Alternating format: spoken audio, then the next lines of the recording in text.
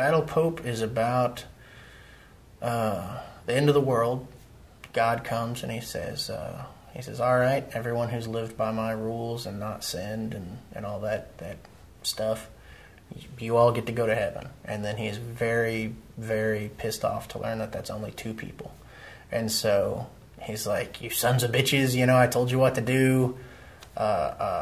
Nobody's ready to go to heaven. You guys are screwed. Forget this. And what had happened is he had been keeping the forces of evil, Satan and, all that stuff, at bay for all these, thousands of years. And when he abandoned Earth, there was a gate to hell that opened on Earth, and everybody just spilled out. And the Pope, he was one of the guys that was kind of, having sex with women and doing all kinds of crazy stuff. And so he wasn't allowed into heaven either. But hell spilled out on Earth, and there was a big war between humans and the demons, and eventually there was a treaty that said that all the demons on Earth can stay, but the gate to hell has to be closed.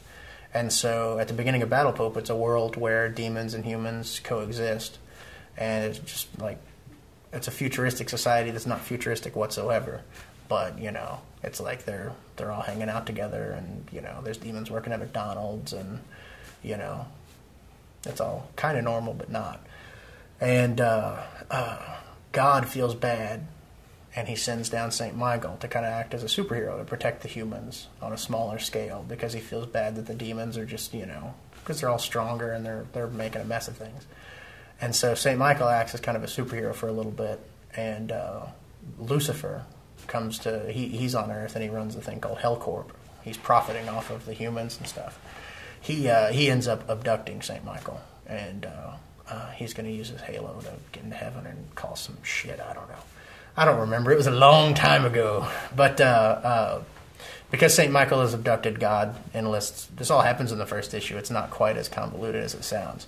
God enlists Battle Pope to rescue St. Michael. And he sends down his son, Jesus, to kind of help Battle Pope along. And he gives the Pope superpowers and stuff so that he can carry out his mission. And Jesus tags along as his little sidekick. But Jesus he's a childlike moron to not the real Jesus. I like real Jesus, but fake Jesus in my comic book is a moron. So I had a lot of comedy stuff with that. I'm going to get assassinated now. I just know it. But real Jesus, fantastic guy. I love him. I'd shake his hand. Fake Jesus, my Jesus, guy I made up, moron. I want to make that clear. So anyway, so that's pretty much what it is. And then in the first miniseries, he takes down Lucifer, rescues St. Michael, and says, I want St. Michael's job. I've been a bad guy for a long time. I want to kind of... well, the other thing is that God said that if he saves St. Michael, he can get into heaven. And so he says, I don't want to go into heaven yet. I want to, kind of clean up things here. And then Jesus is like, I'm having a fun time. I'll stay here and be your sidekick. And he's like, oh. But... So then for the rest of the series, it's basically, superhero Pope and his little sidekick Jesus going around kicking demon ass and trying to keep people safe.